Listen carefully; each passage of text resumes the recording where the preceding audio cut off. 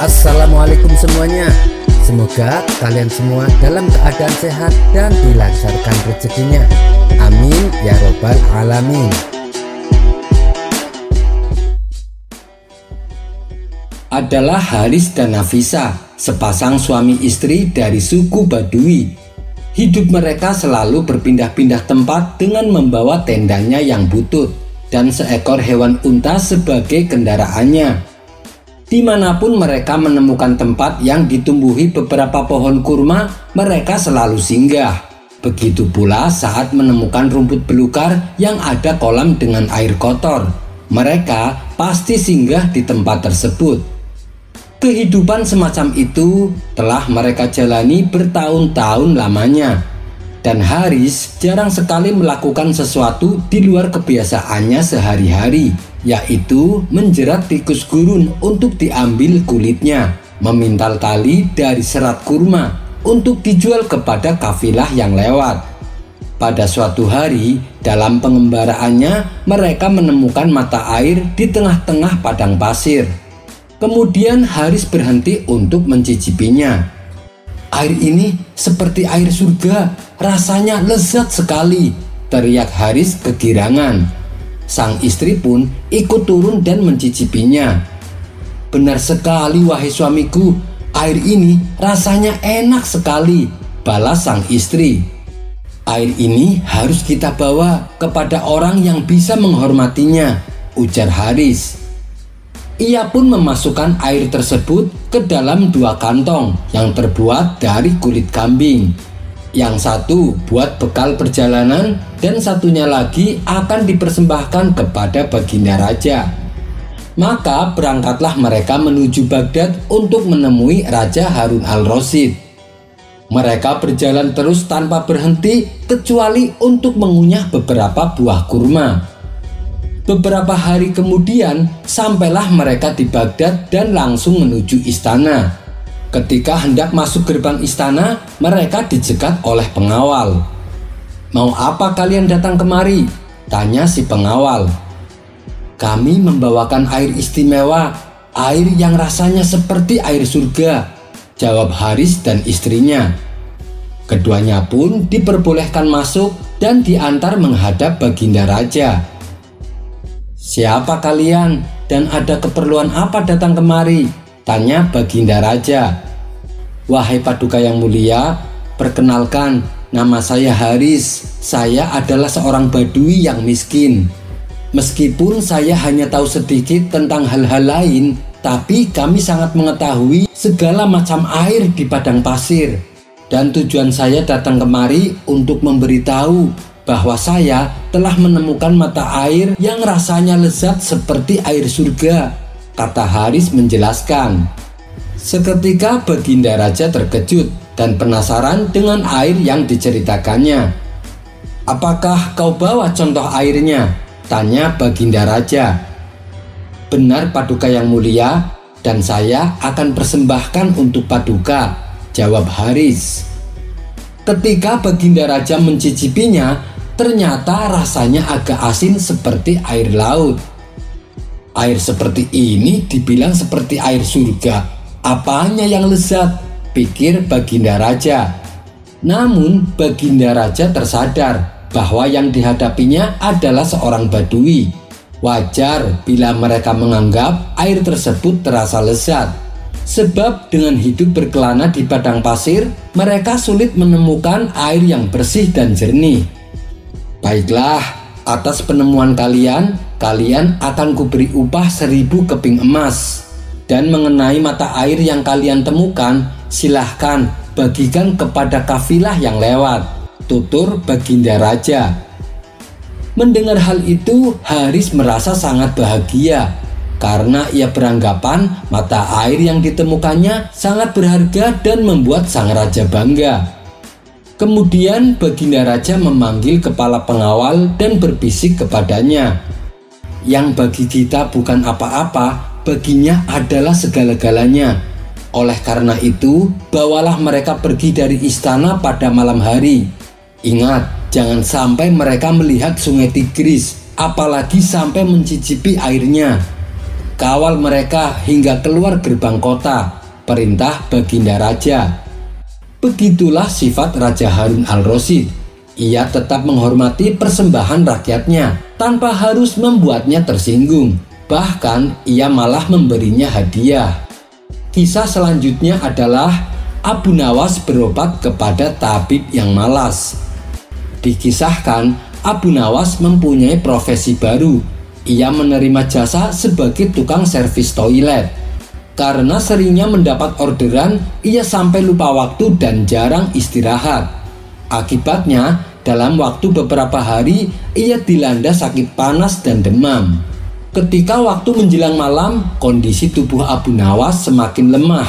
Panas demamnya semakin meninggi. Sang istri pun menjadi panik dan segera meminta bantuan tabib. Namun, ketika tabib tersebut datang, ia terkesan acuh tak acuh.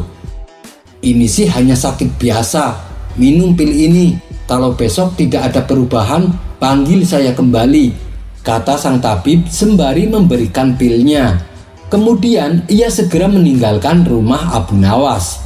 Dan ternyata demam panas yang diderita Abu Nawas tak kunjung reda hingga keesokan harinya. Karena pil yang tabib berikan hanya pil biasa yang tidak ada khasiatnya. Sang istri pun kembali menemui tabib untuk meminta bantuan. Barulah pada saat itu si tabib mengobati Abu Nawas dengan memberinya ramuan mujarab. Selang tidak berapa lama, kondisi Abu Nawas mulai membaik. Wahai Tuan Tabib, kenapa Tuan tidak memberikannya dari tadi malam? Kasihan suami saya, dia semalaman tidak bisa tidur, kata istri Abu Nawas. Kamu ini, lagian malam-malam datang ke rumah, saya kan sedang istirahat, balas si tabib dengan ketus. Beberapa hari kemudian, toilet di rumah sang tabib mampet tak bisa digunakan. Ia lalu berkata kepada istrinya, akan kupanggil Abu Nawas kemari supaya toiletnya dibetulkan. Mendengar hal itu, sang istri pun membalas, ini sudah jam 2 malam, waktunya orang istirahat. Kenapa tidak besok saja? Sang tabib kembali berkata, lah, emang kenapa? Apa salahnya? Saya juga sering dipanggil pasien jam segini. Saat Abu Nawas sakit, istrinya malam-malam juga datang ke sini. Maka berangkatlah sang tabib menuju rumah Abu Nawas. Sementara Abu Nawas yang sedang tidur pulas seketika terbangun karena mendengar pintunya diketuk. Ia pun beranjak dari tempat tidur dan membukakan pintunya. Ada apa Tuan, malam-malam begini datang? Tanya Abu Nawas. Toilet di rumahku mampet Abu Nawas, tolong segera diperbaiki, kata sang tabib. Kenapa harus sekarang? Besok pagi kan bisa, balas Abu Nawas kesal. Mendengar nada bicara Abu Nawas yang meninggi, sang tabib pun berkata, kamu jangan marah gitu dong Abu Nawas. Tempo hari saat kamu sakit, di tengah malam istri kamu juga datang ke rumahku. Abu Nawas pun terdiam mendengar perkataan sang tabib. Baiklah, ayo kita ke rumahmu, ucap Abu Nawas. Sesampainya di rumah sang tabib, Abu Nawas bertanya kepadanya, di mana letak toiletnya? Kemudian ia pun diantar ke belakang oleh sang tabib. Ini toiletnya, kata sang tabib memberitahu. Lalu Abu Nawas menjatuhkan obat pil ke dalam toilet tersebut. Kalau besok tidak ada perubahan, hubungi saya kembali, tutur Abu Nawas sambil ngeloyor pergi. Sang tabib hanya bisa melongo melihat perilaku Abu Nawas ini. Kisah selanjutnya, dikisahkan di zaman Bani Israel ada seorang lelaki ahli maksiat yang sedemikian bejatnya. Segala macam maksiat sering ia lakukan, mulai dari mabuk-mabukan, berzina, dan lain-lain sebagainya. Karena banyaknya kemaksiatan yang dilakukan sepanjang hidupnya, membuat masyarakat di sekitarnya sangat membenci dan menjauhinya. Sampai suatu ketika, lelaki tersebut akhirnya meninggal dunia.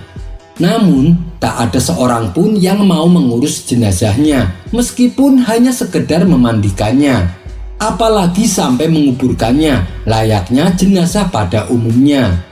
Bahkan, mirisnya, mayatnya dibiarkan membusuk dan dibuang bagikan bangkai di tempat pembuangan sampah. Tak diduga, tiba-tiba Allah mewahyukan kepada Nabi Musa, "Wahai Musa, pergilah ke kampung Fulan dan uruslah jenazah si Fulan, mandikan, kafani, dan kuburkan dia secara layak. Sesungguhnya dia adalah hamba yang aku kasihi." Maka pergilah Nabi Musa menunaikan perintah Allah.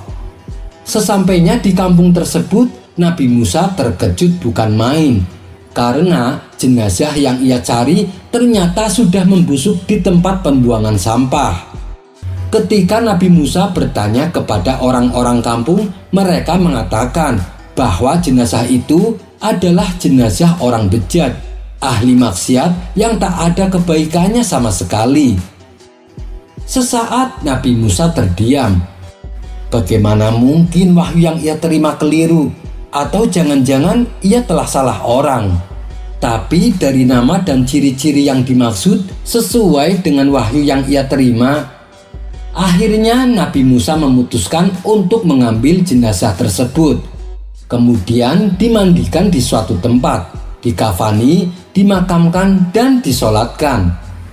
Setelah prosesi pemakaman selesai, Nabi Musa masih penasaran kenapa orang yang ahli maksiat dan bejat bisa menjadi kekasih Allah. Akibat penasaran dan kebingungannya itu, akhirnya Nabi Musa berdialog dan bertanya lagi kepada Allah, "Ya Rob, tidakkah salah engkau perintahkan aku mengurus seorang hambamu yang kau kasihi? Sedangkan menurut kesaksian para hambamu yang lain, mereka mengatakan bahwa si Fulan ini adalah seorang ahli maksiat yang tak ada kebaikannya sama sekali." Kemudian Allah berfirman, "Wahai Musa, memang si Fulan seorang ahli maksiat yang zalim terhadap dirinya dan orang lain. Hampir tak ada satu kebaikan pun yang pernah ia perbuat semasa hidupnya. Namun wahai Musa, ketahuilah bahwa si Fulan ini pernah berbuat baik terhadap nama kekasihku Muhammad. Ternyata sewaktu lelaki itu masih hidup, ia pernah menemukan secari kertas di atas tanah yang bertuliskan Barkolito. Barkolito sendiri adalah sebutan nama Nabi Muhammad yang tertulis di dalam kitab Taurat. Kemudian lelaki itu mengambilnya, menciumnya, membersihkannya, dan memberinya wewangian, lalu diletakkan di tempat yang layak. Atas perbuatannya inilah si lelaki bejat yang ahli maksiat diampuni segala dosanya dan masuk dalam golongan orang-orang yang dikasihi Allah. Dalam kisah tersebut kita bisa mengambil hikmah bahwa umat Nabi Musa saja bisa diampuni segala dosanya hanya karena memuliakan nama Nabi Muhammad, apalagi kita yang jelas-jelas sebagai umatnya. Maka dari itu tidak sepantasnya apabila nama Muhammad dijadikan sebagai bahan candaan. Wallahu a'lam bishawab. Kisah selanjutnya. Dikisahkan ada seorang ulama besar yang tinggal di sebuah desa di negeri Maroko. Beliau adalah Syekh Abu Abdillah Muhammad bin Sulaiman Al-Jazuli Al-Samlali, atau yang lebih dikenal dengan nama Syekh Jazuli. Ia merupakan seorang ulama pengarang kitab Dalailul Khairat. Kala itu desa yang ditempatinya sedang mengalami musim kemarau berkepanjangan. Banyak sungai mengering, sumur-sumur tak lagi mengeluarkan air.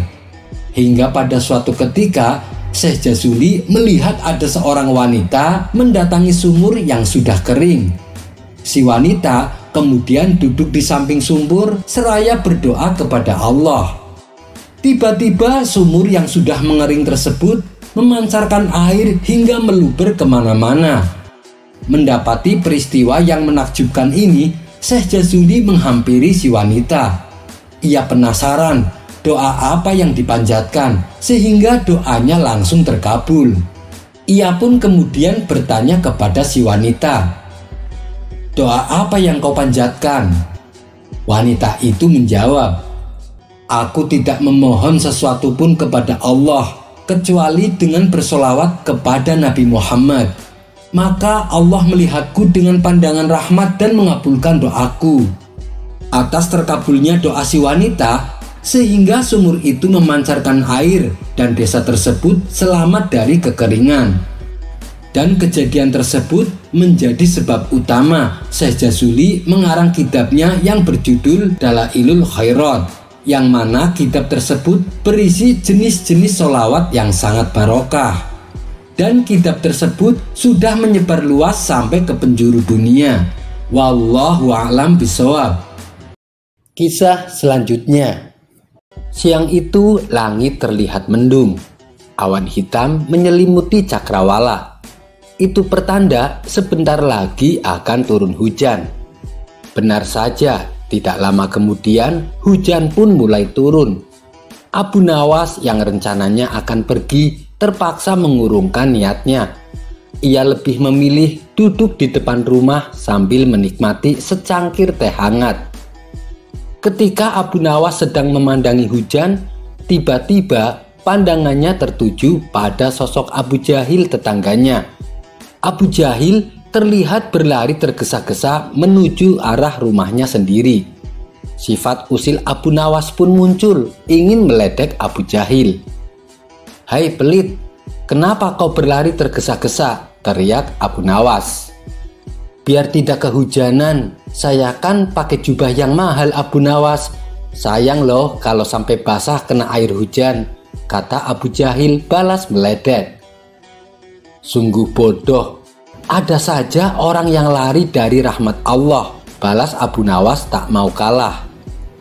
"Maksudmu apa Abu Nawas? Siapa yang lari dari rahmat Allah?" tanya Abu Jahil tidak terima. "Bukankah hujan itu rahmat? Kenapa kau malah menghindarinya?" tanya balik Abu Nawas. Mendengar itu Abu Jahil tidak bisa berkata apa-apa.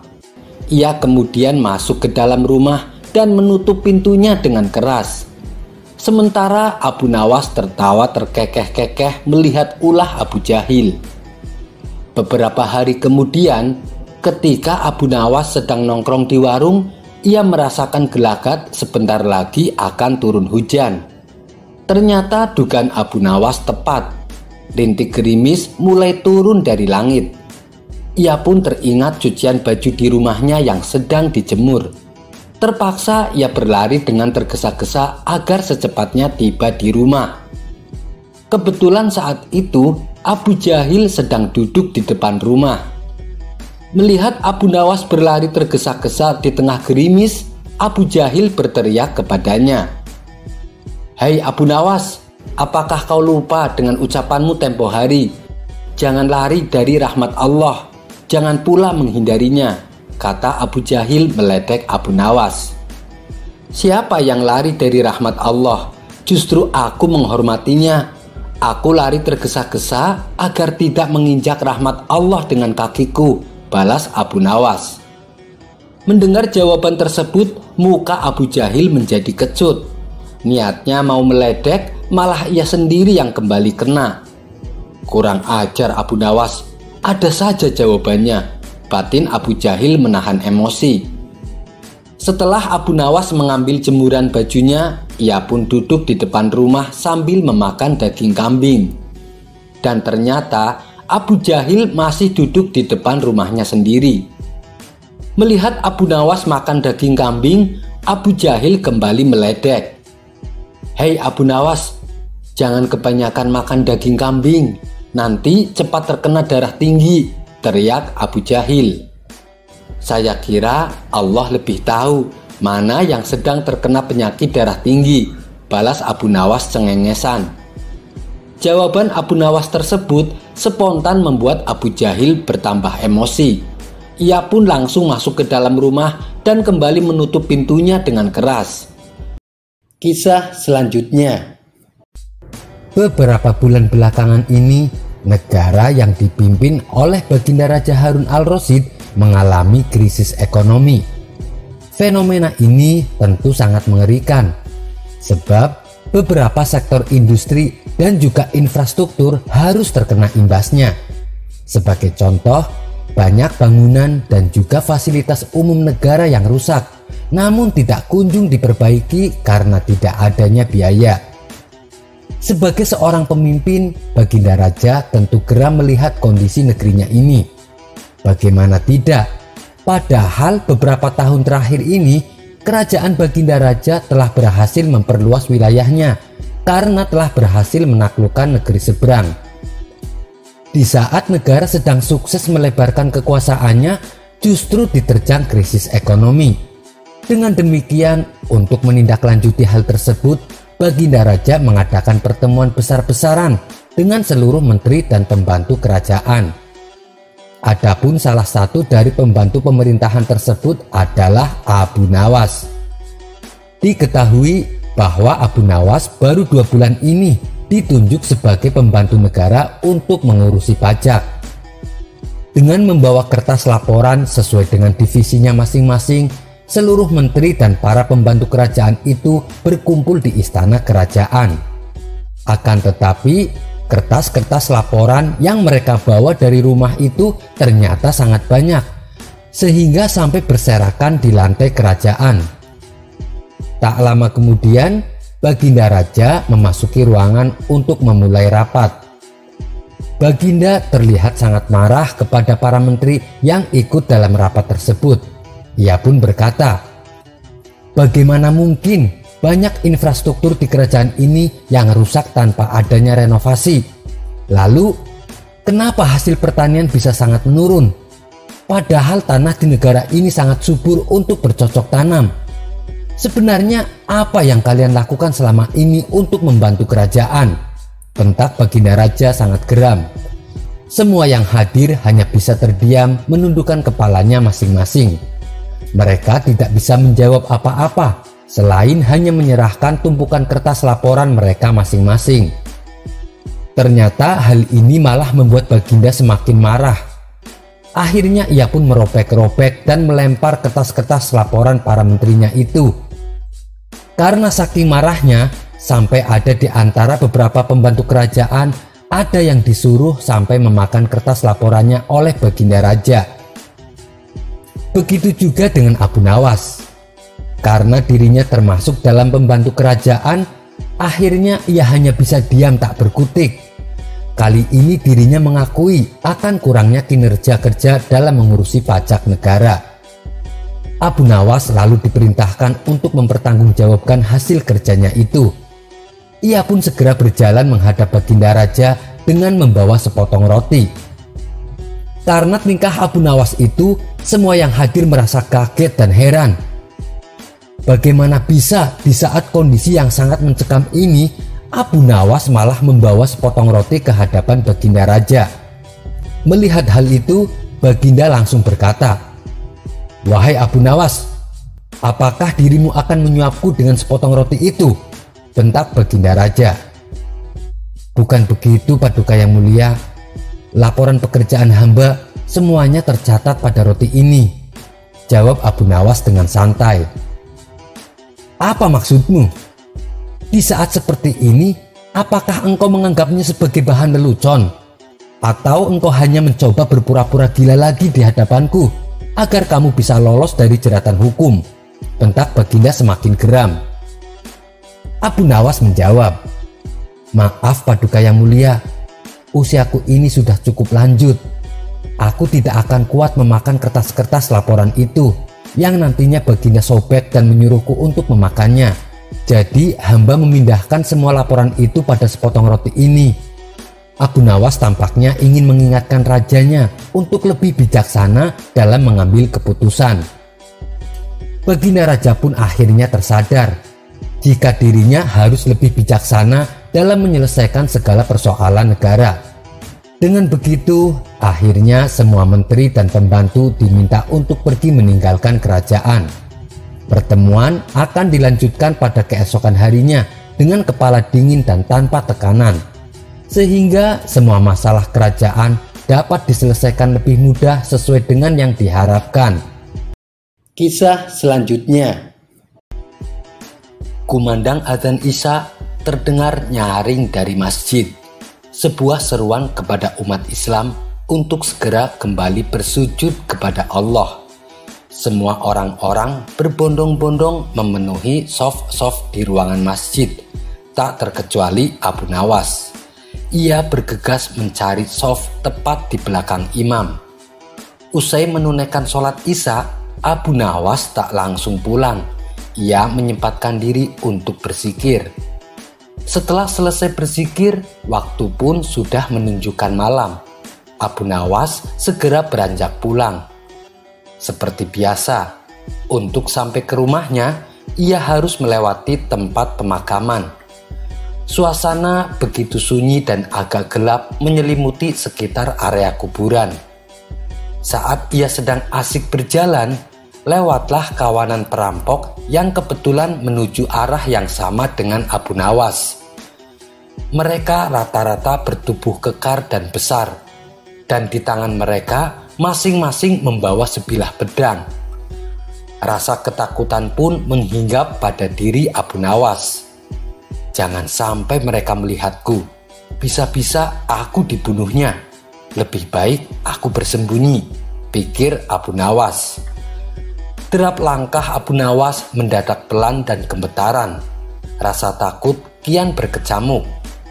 Tiba-tiba matanya tertuju pada sebuah lubang makam yang baru saja digali. Nah, ini tempat yang aman untuk bersembunyi, ujar Abu Nawas. Ia pun langsung melompat ke bawah, masuk ke lubang makam dan bersembunyi di situ. Namun, apa yang diharapkan tidak sesuai dengan kenyataan. Salah satu perampok melihat aksi Abu Nawas ini.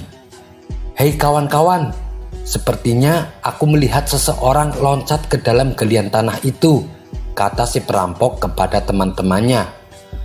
Mereka pun penasaran dan timbul keinginan untuk menghampiri lubang tanah tersebut. Setelah mendekat, mereka melongok ke dalam galian tanah tempat Abu Nawas bersembunyi. Tampaklah kepala Abu Nawas menyembul dari lubang kuburan.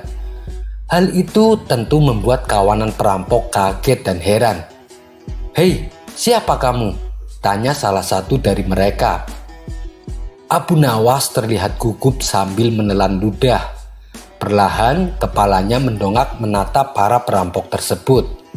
"Aku adalah mayat yang baru dikuburkan di sini," jawab Abu Nawas gemetaran.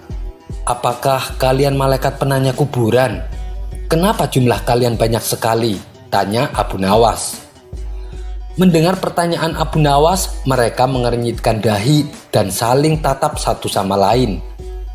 "Apa ada mayat yang bangun di tengah malam begini?" tanya mereka kepada Abu Nawas. "Tentu saja ada," jawab Abu Nawas. "Buat apa mereka bangun?" tanya mereka kembali. "Untuk menghirup udara segar," jawab Abu Nawas. "Masa sih orang mati butuh udara segar?" tanya mereka heran. "Oh iya, kalian benar, saya yang salah," jawab Abu Nawas. Kemudian Abu Nawas kembali membaringkan tubuhnya seperti posisi mayat yang sedang dikubur. Sontak tingkah Abu Nawas ini, dengan idenya inilah Abu Nawas berhasil lolos dari ancaman. Sekian dulu perjumpaan kita kali ini. Sampai bertemu lagi di kisah selanjutnya. Terima kasih yang sudah subscribe dan setia menonton channel ini. Wassalamualaikum warahmatullahi wabarakatuh.